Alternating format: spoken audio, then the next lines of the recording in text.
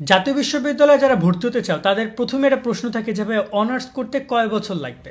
Normally honours first year, second year, third year, fourth year, 4 বছর লাগার কথা। কিন্তু আদৌ কি 4 বছর লাগে? আর ভবিষ্যতে কী হবে? যেহেতু জাতীয় বিশ্ববিদ্যালয়ে ভর্তি পরীক্ষার মাধ্যমে চেষ্টা করছে ভালো ভালো শিক্ষার্থী ভর্তি করানোর, কিন্তু এই শিক্ষার্থী ভর্তি করানো বা ভর্তি পরীক্ষা নিলেই কি 4 বছরের জায়গায় 4 বছরই তারা পারবে, নাকি 5 বছর বা 6 বছর লেগে যাবে?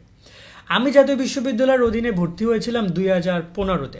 আমার এক্সাম শেষ হয় জুনে, আমি আগস্ট সেপ্টেম্বরের দিকে মেবি অ্যাডমিশন আমাদের হয়ে গেছে বা অক্টোবরের দিকে। আমরা ক্লাস শুরু করি ডিসেম্বরের দিকে।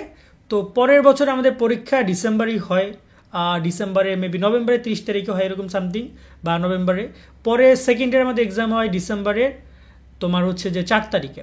থার্ড ইয়ারের এক্সাম হয় তোমার এরকমেরই ফেব্রুয়ারিতে, মানে 2 মাস পিছিয়ে এক্সামটা হয়। লাস্ট ইয়ার ফাইনাল ইয়ারের এক্সাম হয় 2020 সালের মার্চ মাসের শুরুতে বা ফেব্রুয়ারির শেষের দিকে। মানে টাইম টু টাইম এক্সামটা হচ্ছিল, কিন্তু লাস্টে 3 মার্চ আমাদের একটা এক্সাম ছিল। সেই এক্সামটা আমরা যখন দিতে গেলাম, দিতে আসতে আসতে আমি ফোন চেক করছি, শুনলাম সারা দেশে সকল শিক্ষা প্রতিষ্ঠান বন্ধ, লকডাউন ঘোষণা। ওই আমার যে সেশন জট শুরু হলো, ওই এক্সামটা আমরা দিয়েছি 2021-এর শেষের দিকে, অলমোস্ট 1 থেকে 1.5 বছর পরে আমরা এক্সামটা দিয়েছিলাম। সো যেখানে আমাদের 4 বছরে অনার্স শেষ হওয়ার কথা ছিল, সেই অনার্সটা আমাদের শেষ হয়েছিল অলমোস্ট 6 বছরের বেশি সময়। এবং যেখানে মাস্টার শেষ হওয়ার কথা ছিল আরও 1 বছরে, সেই মাস্টার্স আমাদের অলমোস্ট 1.5 বছর লেগে গেছিলো। তো আমাদের 5 বছরের যে পিরিয়ড অনার্স মাস্টার্সের, সেই টাইমিংটা আমাদের অলমোস্ট প্রায় 7 বছর পর্যন্ত লেগে গেছিলো। 6.5, হ্যাঁ 6-7 এরকম পর্যন্ত লেগে গেছিলো। এখন তুমি ব্যাপারটা বুঝছো যে এখানে ঘটনাটা কোথায় ঘটেছে, প্রবলেমটা কোথায়।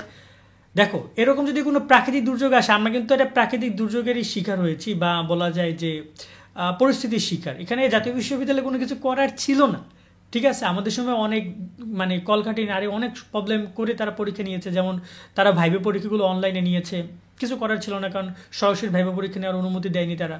তো তারা চেষ্টা করেছে দ্রুত আমাদেরকে বের করে দেওয়ার, একদম বের করে দেওয়ার। কিন্তু সবসময় যে সব কিছু কন্ট্রোল হবে তা কিন্তু না। এখন এই জায়গায় প্রশ্নটা আসে যে তোমাদের তাহলে কত বছর লাগতে পারে একটা জাতীয় বিশ্ববিদ্যালয়ের অধীনে অনার্স কমপ্লিট করতে? এর আগের বছরগুলো আমরা যখন 15-তে পড়েছি, আমার বড় আপু যারা অনেকেই ন্যাশনাল ইউনিভার্সিটি পড়েছে, তাদের দেখা যায় যে 6 বছর 7 বছর লেগেছে শুধুমাত্র তোমার অনার্স কমপ্লিট করতে, বা 6 বছর মিনিমাম সবার লাগতোই।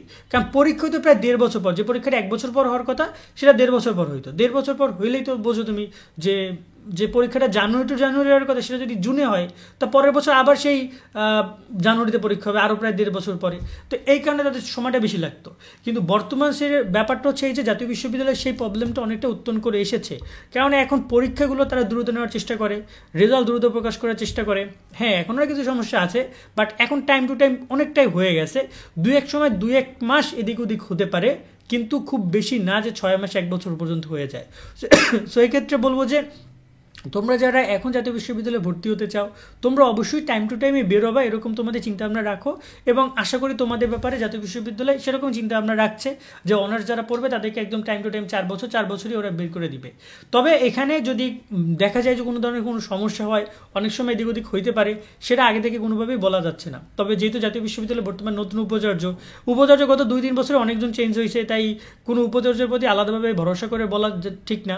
তবে যেহেতু বর্তমান উপাচার্য যিনি আছেন তিনি অনেক ধরনের উদ্যোগ নিয়েছেন, যেমন ভর্তি পরীক্ষা নেওয়া, 2025 সালকে পরীক্ষার বর্ষ হিসেবে ঘোষণা করা, যত সেশন জট এক্সামগুলো ছিল সেগুলো তারা এই 2025-এ নিবে বলে সিদ্ধান্ত নিয়েছে। আরও বেশ কিছু বিষয় তারা উল্টাপাল্টা জায়গায় জাতীয় বিশ্ববিদ্যালয় খুলতে দিবে না, অনার্স খুলতে দিবে না, ডিগ্রি খুলতে দিবে না, যে সকল কলেজের মান আছে সেই সকল কলেজকে জাতীয় বিশ্ববিদ্যালয়ের সাথে কানেক্টেড করা, এরকম বেশ কিছু সিদ্ধান্ত নিচ্ছে জাতীয় তারা।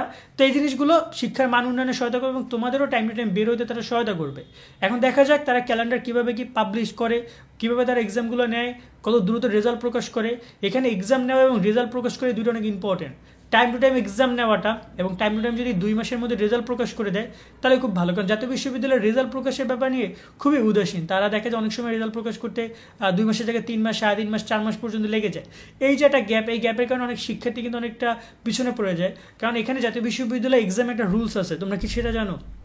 যদি কোনো শিক্ষার্থী ধরো তুমি ফার্স্ট ইয়ারে পরীক্ষা দিয়েছো, তুমি জানুয়ারি মাসে, তোমার রেজাল্ট দিবে জানুয়ারি ফেব্রুয়ারি মাসে রেজাল্ট দেওয়ার কথা, ধরো না মার্চ মাসে দিল, অথবা জুন মার্চ এপ্রিল মাসে দিয়ে দিল, 4 মাস পরে রেজাল্ট দিল, তুমি কিন্তু অলরেডি 4 মাস জানুয়ারি থেকে এপ্রিল পর্যন্ত অলরেডি সেকেন্ড ইয়ার পড়তেছো। হঠাৎ করে তুমি জানলা কি যে তুমি একটা সাবজেক্টে বা দুইটা সাবজেক্টে ফেল করেছো, তাহলে কিন্তু তোমাকে কি করতে হবে, তোমাকে 4 মাস তো অবশ্যই তুমি সেকেন্ড ইয়ার পরীক্ষা দিবা, আবার তোমাকে কিন্তু সামনের বছর জানুয়ারিতে আবার তোমার যে ছোটো ভাইদের সাথে আবার ওই যে দুইটা সাবজেক্টে ফেল করেছে ফেল সাবজেক্টে ইম্প্রুভমেন্ট দিতে হবে। সেক্ষেত্রে তোমার কিন্তু সেকেন্ড ইয়ার পরেগুলো পড়তে হচ্ছে, আবার যে ফার্স্ট ইয়ার দুইটা ফেল করছো ওই ফেল দুইটা আবার তোমাকে পড়তে হচ্ছে। তখন তুমি তো একই তো ফেল করছো, মানে তুমি স্টুডেন্ট ভালো না বা তোমার প্রিপারেশন ভালো ছিল না, সেক্ষেত্রে আবার যদি সেকেন্ড ইয়ারে পড়া আবার যদি ইম্প্রুভমেন্টের পড়া, তখন তোমার জন্য কিন্তু টাফ হয়ে যায়।